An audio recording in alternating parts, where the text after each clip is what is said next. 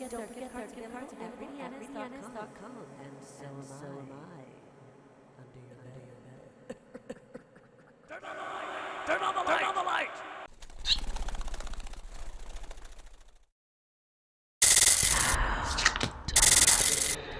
Hey there, Taurus. This is your weekly reading for the week of December 7th through 13th. I hope you're having a wonderful week. I hope things are off to a great start. If you're in North America, of course, then this is winter. Here in the United States, we've had weather in different places. We had some weather where I'm at right now, and then it seemed like suddenly it was so cold it was unbearable, and then it started to rain, and it rained all day today. But just that annoying rain, it never is enough to deluge, and clean everything off. It's just enough to be annoying. My dogs hate it too. They don't want to go to the bathroom in the rain. They will go out in the snow and play in that, but rain, bathroom, no way. We had to chase one of the dogs around the house for a while before she would get to the understanding that she was going to go outside. It wasn't raining at that point, but they hear water dripping from the eaves and then they think it is raining. I just don't know why it's scary, because if there are irrigation canals, they try to go inside them. On Monday, the card that we've drawn here for you is the Three of Cups in reverse. So there could be some disharmony in the home, and I'm not sure if it's transient. It looks like it should clear up by the end of the week. But considering that we're coming off of the Neptune-Saturn square that at the end of November was becoming somewhat problematic for most of us, asking us to think about what it was that we were doing in 2007 that was significant, or at least something of a learning curve, if not a challenge that needed to be addressed. Because even though that situation may have no more real influence on present things, there's obviously something of a theme running through, no matter how thin, what you're experiencing now. And if you could remember what those situations were, or what the main one is, you might be able to take that information and apply it to some situation that you're experiencing now. If it's easier to think of it this way, if you knew then what you know now, how would you apply that information today? How would you use this experience, this knowledge? It's really not worth dwelling on too much if you can't remember, because not everyone is going to be able to remember. It just kind of depends on your age and your situation, and if you have any memory loss issues, which sometimes they're convenient. But consider, if you do know what the situation is or what loosely was going on, be objective about it to see if you can spot where the wisdom in the experience was, or what it could have been had you done things differently, because that's what we're looking for now. Also, the Pluto-Uranus square, Uranus-Pluto square, peaks here on Sunday the 6th and Monday the 7th, and even though this is a separating aspect, Uranus and Pluto are still within about a degree of exact. So obviously this is somewhat disruptive, but I think that no matter what it is in your present day situation or experience that is up for examination, again, if you can remember what you would tell yourself, what advice you would give even to your future self if you faced that situation in the past, and maybe that's the only perspective you have, well, use that perspective to look into the future to see what you can do with this information. The cardinal T-square, in effect, through the 1st through the 11th here of December, is somewhat irritating. And I think that most of the effect that people are noticing at this point is the Uranus-Pluto square, because it's stimulated by Mars in your solar 6th house of work, daily activities, routine, health issues.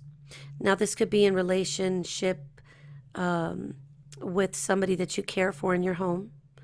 This could be about an elderly parent or an invalid, maybe a convalescent. There could be the element that this is your job. Maybe you get up and you go every day to a particular facility and work there and help brighten up the days for the seniors and for the other people who are there, so that they can be somewhat protected and supervised. And so maybe that is what your daily routine and work is basically comprised of. But there is an element here that I think is somewhat upsetting, because Uranus in Aries in the 12th house tends to stimulate a whole lot from the past, maybe even regurgitating it for one more point of review. And even if you're thinking, oh, geez, one more time, I've got to dredge this thing up from the bottom of the river. Not necessarily. It might just be that you don't really have peace regarding a certain situation in your life, which if you follow any trails, they will probably be loaded with tears or loaded with anger. Either of those two scenarios could come into play. Memories that somewhat tax your sensitive emotional self, or of course could enrage you because you never got to say your part. You never got to stand up for yourself, or maybe no one apologized to you about a specific thing. But what are you going to do with that information, Taurus? I mean, even if you got it, you can't go back and really change anything. And if someone apologized to you today for some transgression 30 years ago, do you think you're going to believe it? If you're still angry about it today, do you really think you're going to be able to easily release it? Because I can guarantee you, if you hold on to it, it's almost like consciously holding on to a hot potato. You and I know it's going to burn. And at some point, dropping it is imperative before you burn your skin. And sometimes when we get really wrapped up in the emotional context of a situation, of a relationship, of a dream, of a long cherished goal, and you have to look at this and realize that it isn't working out the way you thought, or that maybe you need to readjust your plans or your goals and expectations. Of course, it's not the easiest thing for Taurus to do, but it isn't impossible. You just have to make the willing, concerted effort to move forward and away from whatever that is. I almost want to come up with ideas for you like this. I want you to go clean the kitty litter. And when you're done, I want you to tie a knot in that grocery bag or whatever you use. But I don't want you to throw it away. I want you to keep it in your living room on the coffee table. You'd say, Rita, why? That's ridiculous. It's going to permeate the whole house with the smell of cat crap. Exactly. So don't hold on to anything that no longer serves you. The people involved probably don't even care. You'll probably never get an apology. And if you did, the idea of you accepting it is almost, I could place bets on how quickly you would not accept the apology without wanting to get into one more tango about it. So just remember that it's really not worth holding on to. Monday, we've got Mars in Libra, your solar sixth house, again, opposing Uranus in Aries in that 12th house. And so you may feel very passionate. Words could fly out of your mouth like, you know what? I have been a CEO of XYZ Corporation, and here I am bagging groceries for your ass. And you don't even care that your screaming snotty baby kicked me in the leg and that your out of control 8-year-old pulled my hair. Probably not going to work, because if that job is too crazy for you, then you need to not have that job. But this could bring up some repressed anger. And the goal is not to get more angry. The goal is to bring it up for a review to see what it is that you really are hurt about. It's very easy sitting down with somebody pretty, fairly normal, sane, to talk about situations that still upset you, because through very, very subtle interrogation, we can discover what it is that that person is really angry about. Maybe you're really not angry that your ex-husband left you stranded with children and a baby and, no money and no ability to survive. And yet the anger really isn't directed at your ex anymore, because that's ancient and gone. It's about the helplessness that you felt, your wounded and vulnerable inner child being rejected. That's probably the issue, which again, if we knock it down and try to get to the substance of it, we would say that most people, I know this sounds cliche, they want their mommies. Even if they didn't have a good mother, there is something about the bond between a mother and child. And it's very heartbreaking at times when we see a mother with a drug addiction, or, in a bad situation at home where nobody's working, nobody's providing for these children. And in the end, those children still have what we call the mommy issues. There are daddy issues as well, but there's something very primitive, because in the development of a child by about 0 to age 2, serious bonding with the mother needs to occur. From about 2 to 5, 6 years old, again, is where we see a person really forming the foundation of their personality. It's very typically set right there. So you can imagine that for survival and for the chemical bond that mother and child have, it becomes even more imperative that that relationship, that chemical bond with the child evolves, so that the child, for example, trusts mommy when mommy says, today's your first day of kindergarten, you're going to be just fine. I'm going to walk away now, but I'll be here when the bell rings. And then what do? We prove to them that we will be there when the bell rings by being there when the bell is ringing. And if these things don't happen, we'll often find people who are very hurt, because even if they understand that their mommy did the best they could at the time, they also are able to articulate that maybe mommy wasn't equipped because mom was either in prison or mom was too young, and so the uncles raised the child as their own, but they invariably find out about it. So there's a lot to say about the foundation of what we would be trying to make use of from the 12th solar house. With Aries, of course, you could have been demanding and you wanted your mommy and you wanted mommy now. And maybe mommy was hurt in a car crash. Maybe somebody hurt mommy and she didn't return. And people who nurture children who, for one reason or another, didn't have their birth mother there with them, what do? They supplement, and they try not to replace mommy, but they do have to fill a space where she's supposed to be standing when the bell rings after school. So if you have any issues that come up for some kind of inspection and you're thinking, geez, why am I thinking about this? I meet up with a classmate and we figure out that we were the same ones playing in the sandbox, and that's who she is, and I know who I am, and yes, I'm her, you're you.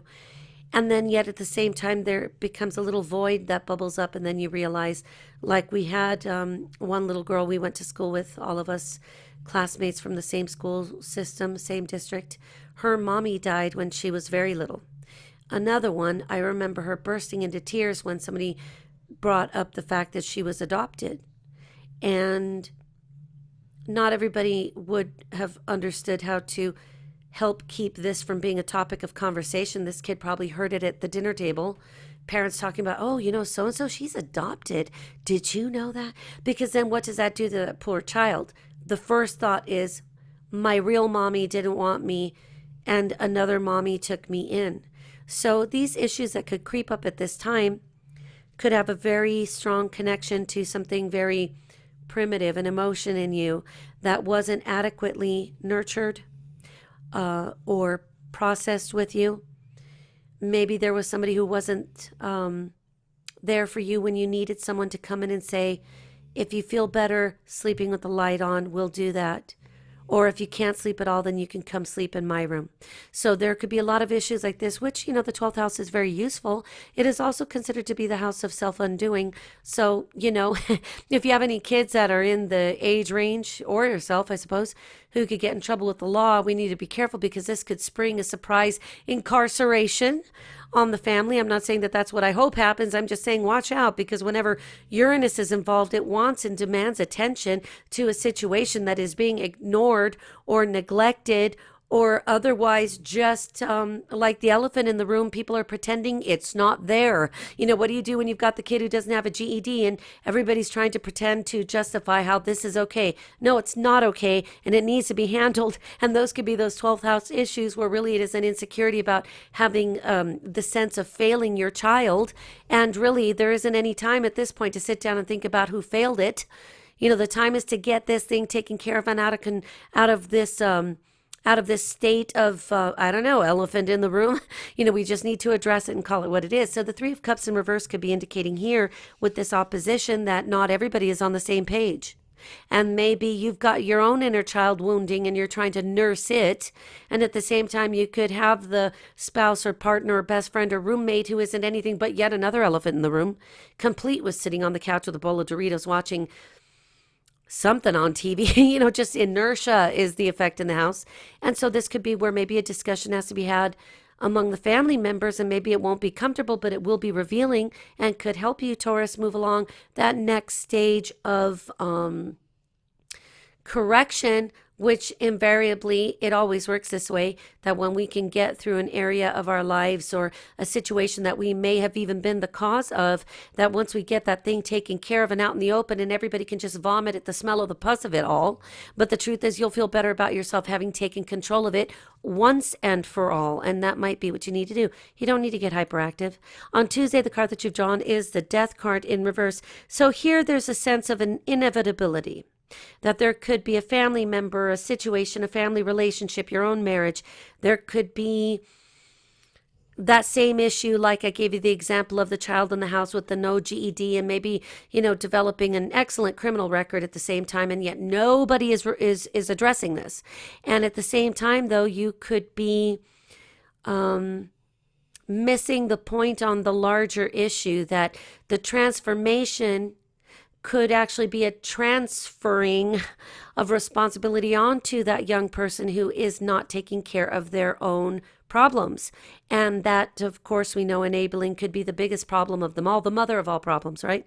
When we enable a person in any way, that's what we're going to expect, is that person, reaches out their little hand for the money or for the car keys or for the silver platter, the silver spoon. I don't care. It can be an enema hose. But the thing is, if you keep providing it to this person, they're not going to learn. Likewise, in a relationship, we hear this about, and I've been using a lot of Jerry Springerisms lately. Don't hate. I've never been on the show, but, I could imagine they'd have a field day trying to figure out which one of my dysfunctions would be best suited for the show. They'd have to make an entire season's worth of episodes. But this is one of those situations where if you've got the spouse who doesn't work, that sits there and has excuses, my ass hurts, no, my back hurts, no, now it's my leg, now it's my left testicle, whatever it is, this person is full of excuses and you're full of enabling. Why not just clear the air if it's safe, for everyone involved, and just talk about it and say, look, I can't carry all the weight on my own. I can't continue, and that's not a Venusian joke, okay? I can't continue to do all of this for everyone because I am just wasting away. You might have one of those moments where you're saying, look, the transformation here is not spiritual whatsoever. It is real life. It is practical reality.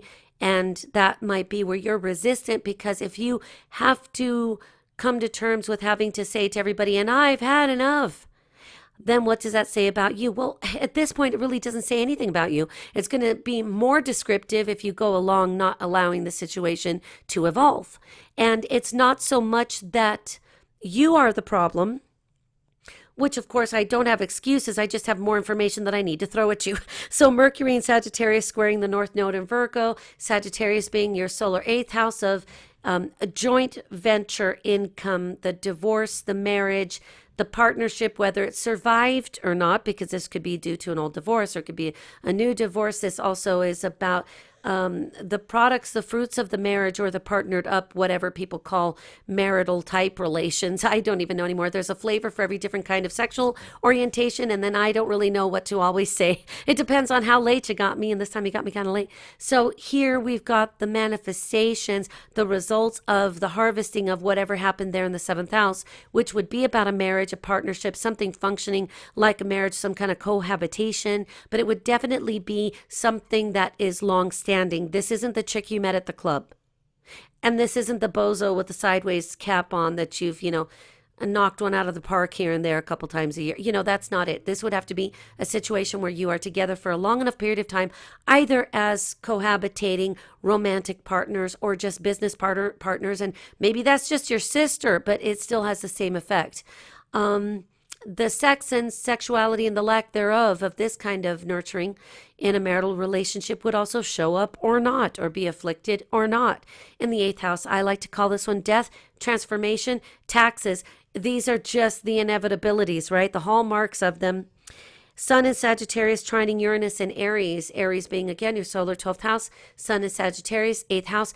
Damn if there isn't something that needs to be transformed here. I mean, you guys could probably write me a treatise like War and Peace on what it is that needs to be worked on first, and we might have to actually throw names in a hat and pull out each issue that one person has to delegate this to, because it can't all be done by one person, sweetheart. I can see it from here that you are trying to do it all. And if you say, Rita, it's not me and a husband or a boyfriend or anything, it's just me and my cat Fred, which of course you guys know the stories about the cat Fred. One day I'll have to explain the whole story to you. But This is really then about whether or not you feel that you are avoiding having a person in your life if you're the single individual. Are you padding your body, as it were, with extra calories to help repel people away from you? Because then if you don't feel like going out and looking glamorous, then nobody's going to have to ask you out, in which case, if nobody does, you're not rejected anyway. I mean, we could make logic until the cows come home, which you'd have to know why I actually am in a location where cows might as well come home. And with the death card, we have to remember that this is where we are resisting the change. We're resisting this. And I think that it is really like high time, Taurus, that you take note of what it is that you need to transform. Do you have to take the old man out to the curb and put him out there on trash day? I don't know. Maybe only you do. But it's about high time that these situations become points of discussion. You don't have to kill anyone. Don't sharpen any knives. But the opportunities will organically present themselves, Taurus, so that you can talk about it. So your old lady's being a bitch and you know it. Don't say it. You know, that's like the best way to get hit over the head with a frying pan. But let's just say you have a situation where she is just nothing but nagging. Maybe the best way to approach this is to already set up the appointment, get it squared away to go to marriage counseling. And then if she doesn't want to go, you go. You go. You invite her to go with you. What are you doing that for? We don't have money to burn. We also don't have money for all the toilet paper that we wipe our asses with. But if it's more important and less disposable than toilet paper, then we need to work on this. If you've already come to the decision and you're young enough to say, look, the kids are little, I'm out of here, we need a divorce, I'm sorry, I asked you to work this out with me for the last 15 years and you won't. You know, well, then that person may have to just accept that or swallow it. Hopefully it's not you. I really seeing it being more about you needing to say something. I believe, Taurus, that you're the ones that need to say it. There's something there on the tip of your tongue. Because right now the people that are in your environment, for those of you that have people in your house, not the kids, I'm not picking on them unless they're adults, and then I will pick on them. But this is where that kind of straw that is going to break your Taurus back or your ass comes into play, and maybe you need to say something, because if not, then what is the enabling any good for? It's really only continuing to validate the idea that you're being taken advantage of because you allow it. And I'm not saying that's what the case is. I'm just being me, throwing all of this out there at you for you to grab bits and pieces that you can use. Now, if you sick somebody on me, you know, by saying, look, because Rita said, and you're a bitch, screw your rolling pin. No, don't, because then I'll have to, like, you know, call the cops and everything. On Wednesday, we have the Moon card in reverse.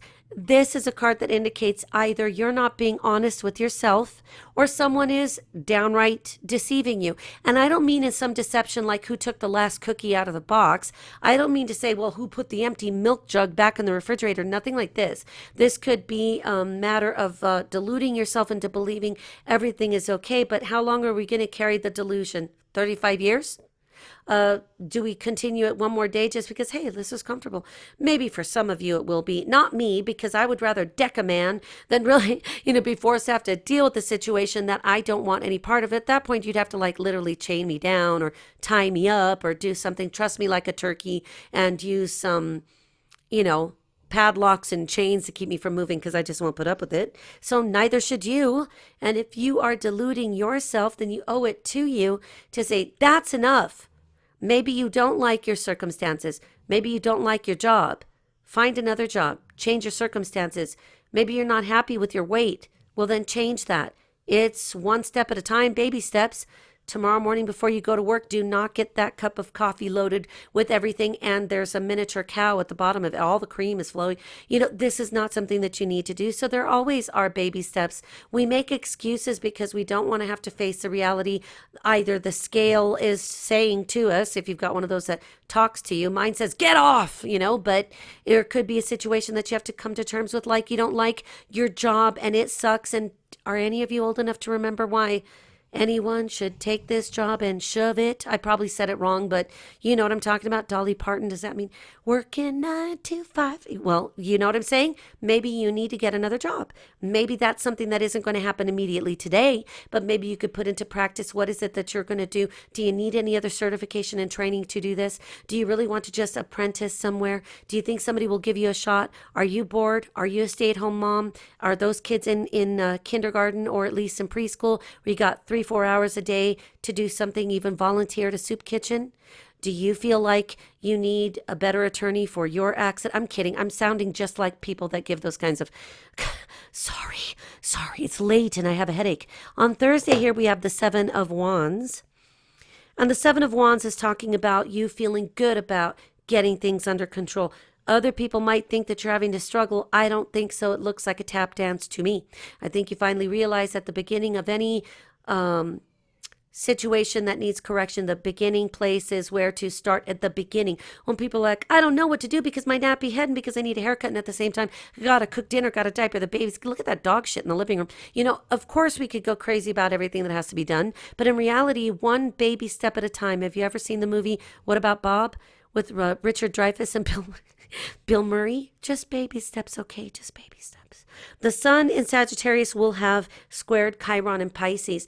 There could be some realizations about who your friends are and who they aren't. And I'm not talking about the people that you chat on the internet with here and there. I mean people that are parts of groups or affiliations, associations. Maybe it's the union. You know, for some people, they might really think it's the NRA, and the rest of us are like, we don't even want to know. But here, these group associations might come down to the wire in terms of who's really got your back when you're standing there. You know, sometimes it's better to be able to say that we have lots of acquaintances, but we really don't have any friends, because at least we know that the people who could have stood up for you or been there for you, if they're not there, then you don't have to try to assign that job of bestie to a person you don't even like. But, you know, hey, somebody's got to be maid of honor. No, not at all. Not at all. There's a painful realization here associated with people that you associate with, and or the people maybe that are inhabiting your home, and you're like, I don't even freaking know who these people are. That one crawled in the back door at night, and that drunk girl in the corner, she slid in through the doggy door. I don't even know. Maybe you do have a situation that is very much like that. Do you live in Compton? I was raised in, born in Torrance and raised in Hawthorne. I kind of can tell you about that. I didn't slither in through any doggy doors. It was a window. For me, it was an actual window. That's how I avoided my stepdad. But also Mercury will have slithered into Capricorn, your solar ninth house, which here discusses spirituality, traveling, foreigners and foreign people at a distance. Maybe you're the one at the distance. I don't even like to say religion anymore, because religion is just one more thing that has divided people up. I really want to thank the weirdo freaks who hurt each other, because you're teaching us all that division and saying that you know God and I don't, and that, you know, God says kill him, and we already know that you are one effed up individual. You know, you're helping us see why religion is a bad thing, because then you go on and segregate and you play God and you decide who's good, who's bad, which it's bullshit. It's just so much bullshit, right? It's like what I just told my son yesterday when he was kind of venting in some text messages, and I said, but the truth is we're not in a war-torn place. Right now, the people on the inside of the United States that are gun-toting, and they think that the answer is kill them all. Well, I'd like to drop you off, you know, right over one of these countries and set you about your business. But Mercury and Capricorn here in your ninth house is going to give you that kind of structured, linear thinking that you may need, because this is also the house that rules legal matters. So we have emphasis on the 8th house and the 9th house. That sounds like tax time to me.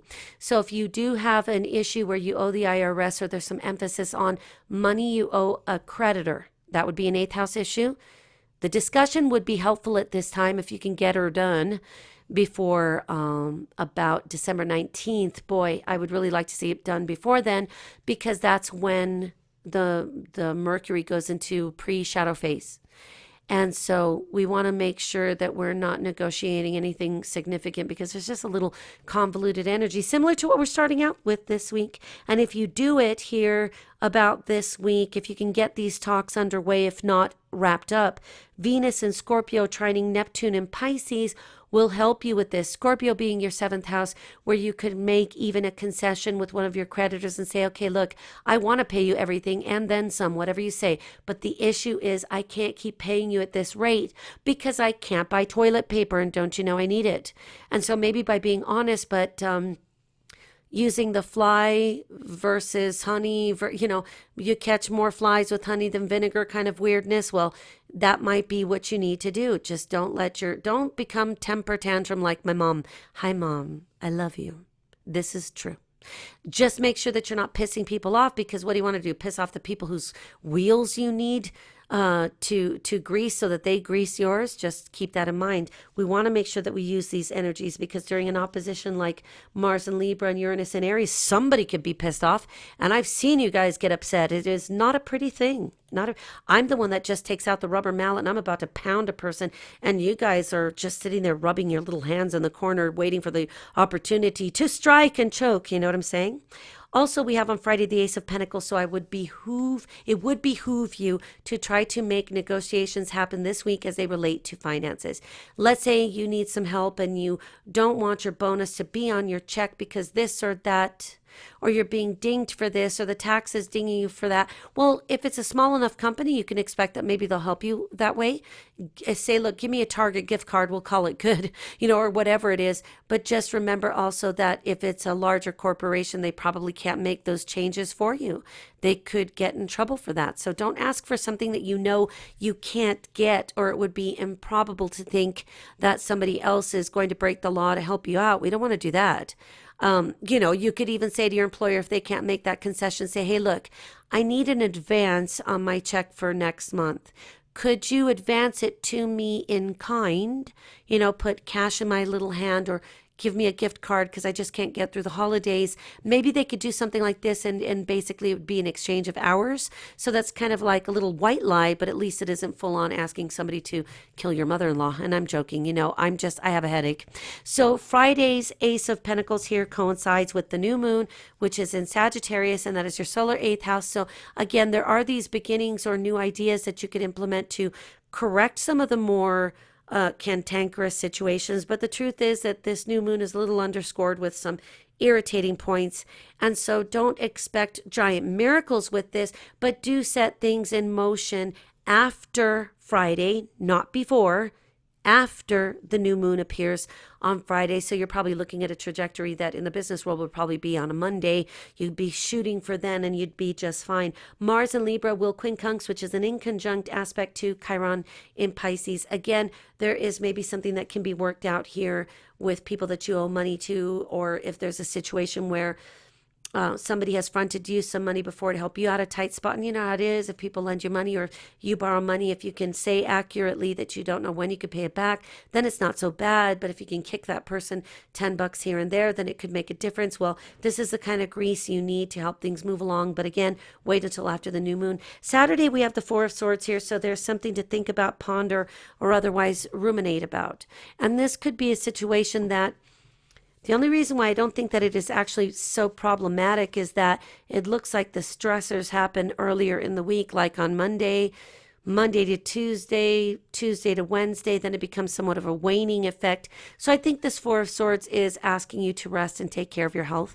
Sit down, have a cup of green tea, sit down, just try to rest for a moment. If you're like my mother, somebody would practically have to weigh her down with bricks and mortar because she won't sit still. It's amazing, but it's frightening at the same time. She can run circles around me. So considering that this is time to rest, this card also has the story behind it of being the rest between battles in order to go on to try to win the war. Now, Mom, don't take that so seriously because I know you want to fight everything and everyone. But this is really about needing to make sure that you're right, that you're good, that your health is taken care of, that you're getting appropriate rest and nutrients, that you're being good to your body and good to your soul, your mind, that everything together, body, soul, spirit, has to be functioning in a peaceful way, or else you could never really expect peace in your life, right? Imagine walking around angry at everything. And, it starts with that one person, and it doesn't matter what other people have done. I could tell you lots of stories about people who've pissed me off, but I really don't want to. I don't want any, I don't want any more. But this is where I'm saying it might be time to just take stock of what's happened. How do you feel about different major situations in your life this year? How could you bring more balance and peace into your life? Does it require forgiving people and releasing them? Do you need to do a ritual? Are you very visual, very tactile? Are you the type of person that needs to see something happening? Well, maybe you can write something down on a note card and then take it to a location that's safe and set it on fire or something and release it to the atmosphere. Don't burn down the forest, though. Remember, Smokey the Bear said one thing or another, and I can't remember what it is. Only you can prevent forest fires. So just remember that there might be something that you need to do quite, maybe even poetically. Maybe you can write some lines of prose and you can say words to the universe like, you know, it really is truly so sad that my husband is a son of a bitch, but I can't kill the man. And I know that weeds can never really be eradicated anyway. But I set him free. I set myself free. And thus into the atmosphere you go. You know, you could do a whole lot of things symbolically. I think the best way to handle these things is to not let them get under your skin. That takes practice, and this kind of practice comes with the wisdom of the years, and you and I know not everybody learns it, but you can do your best because it looks like you'll be a winner. Here at the end of the week, on Sunday, we've got the Nine of Cups upright, which indicates that there is something you've been hoping for, something that you wanted to achieve, something that you wanted to be free of, or that you wanted to acquire and make use of, whatever it is. It seems to come to pass, if not completely, at least the beginning stages of it. Now, remember, though, this card does have a kind of catch-22 that says you finally get the thing you wished for. When you have it, do you really want it? Is it one of those things where you catch the girl finally and then you say to yourself, boy, and when I met her, she wasn't a roast beef sandwich. She's like bologna over here. It's just really not my thing. Well, you know, if you don't overcommit yourself, Libra, then, excuse me, Taurus. I was going to call you Libra. That's almost an insult to you guys. But since this is something that you've asked for, just make sure that you be careful what you do wish for, because you know what could happen with the Nine of Cups there, Taurus. You could get it.